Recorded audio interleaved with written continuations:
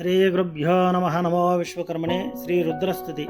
नमो देवाय महते देवदेवाय शूलिने त्र्यम्बकाय त्रिनेत्राय योगीनां पतये नमः। नमो अस्तु देवदेवाय महादेवाय वेदसे शम्भवे स्थानवे नित्यं शिवाय परमात्मने।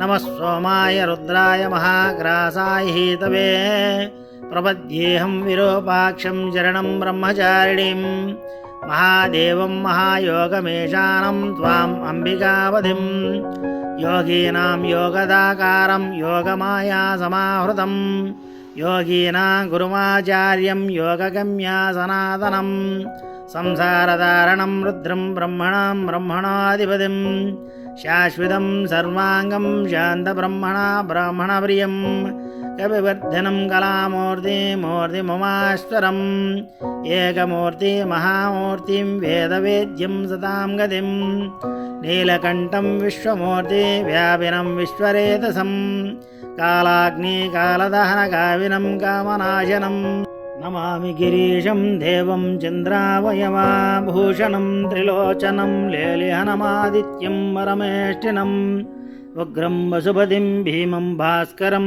तमसः परम् इति श्रीकूर्मपुराणे व्यासोक्त రుద్రస్తుతి సమాప్తం.